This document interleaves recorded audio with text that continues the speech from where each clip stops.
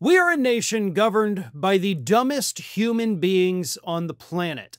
And Donald Trump, flanked by Robert F. Kennedy Jr. and for some reason Dr. Mehmet Oz on Monday, proved it. In fact, Donald Trump actually went as far as to admit we're ruled by the dumbest people. And in case you think I'm exaggerating that, here he is. Here is Donald Trump admitting that America is being run by the dumbest people possible. Take a look. $1,300 for a shot of like an Ozempic or the fat, I call it the fat pill or the fat drug. Sometimes it works, I guess, for people. The ones I've seen, it hasn't worked so well. I got a lot of friends, they're fat. They said, yeah, I lost some weight. I said, you don't look it to me. But they paid $1,300, $1,200, and they go to London and they pay $88. And they call me, they go, what's this all about? We're subsidizing the rest of the world stupidly because we have a lot of stupid people in this country running things.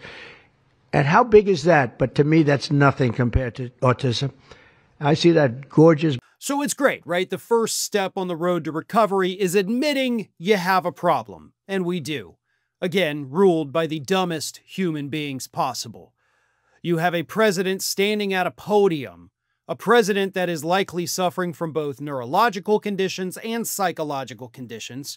To one side of him, a man who proudly proclaimed that he scrapes up roadkill and had a worm eat part of his brain.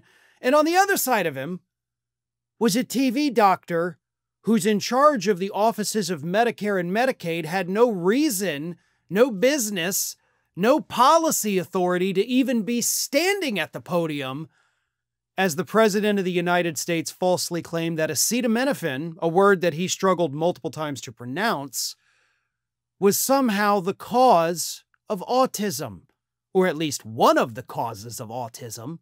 He falsely claimed that the Amish community, they don't take it, they have no autism. That's not true.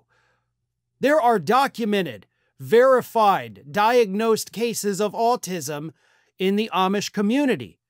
Now, yes, the autism rate in the Amish community is lower than that of the general population, but they also do not screen for it the way that doctors outside of that community do screen for it. So there's less screening, there is less testing, therefore fewer instances.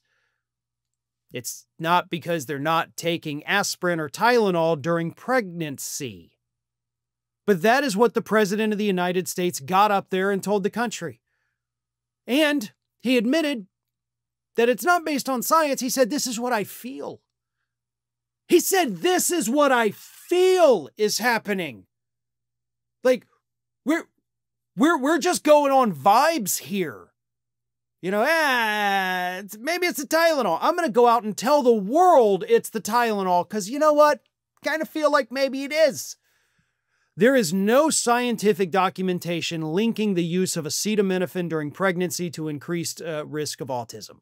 That's not a thing.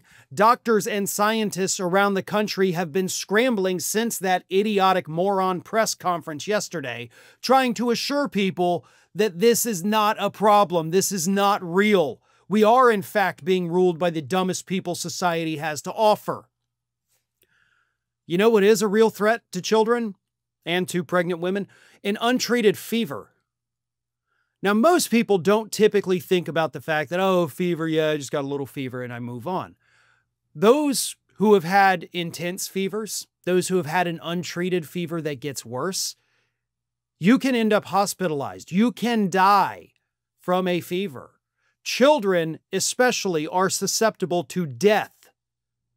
And if you do not give that child acetaminophen, you know, typically alternating, by the way, between acetaminophen and ibuprofen every 4 or 6 hours as the medication dictates, to break the fever, that child can end up with brain damage. And here we have the President of the United States and those two morons next to him telling us, no, don't do this. This is insane. People can die from this decision or this announcement that is, again, not based in scientific fact whatsoever. Let me tell you something. I have worked at one of the leading law firms, actually the leading law firm in the nation for over 20 years in terms of suing pharmaceutical companies and winning when their products have unintended side effects that the companies knew about and hid. And I can promise you, if there were any link at all whatsoever, even the tiniest little hint that acetaminophen was causing an increased risk of autism, I can promise you that litigation would have been filed a decade ago, 5 years ago, whenever it was first thought that it could be a problem. That lawsuit would have been filed. I go to legal conferences, literally with thousands of trial lawyers every year, chomping at the bit, ready to go and sue a pharmaceutical company over something new. So you mean to tell me that it took Donald Trump to figure this out and none of those, like the best lawyers in the country, couldn't make this link with their teams and their investigators? Bullcrap. Bullcrap. And by the way, speaking of lawsuits, Donald Trump opened himself up for a pretty massive one at the end of the press conference where he literally yelled out, "Don't take Tylenol." Here's that clip. The research, a lot of what they've been speaking about comes from right here by research done by these people.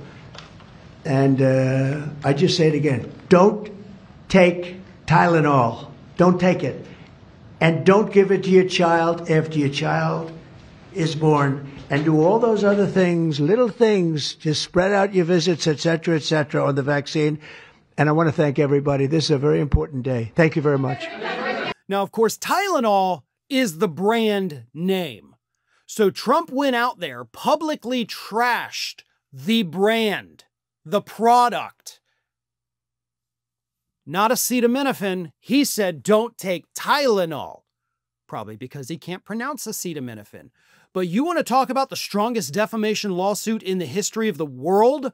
Yeah, Tylenol now has that. And I hope I'm shocked, honestly, that their lawyers haven't already filed the lawsuit. They should have had that ready to go. What, were you guys taking Monday off? Sue the man. Sue him. Like right now. If you haven't already, it needs to be done within the next 30 minutes. Y'all can get it done. It's a pretty cut and dry case.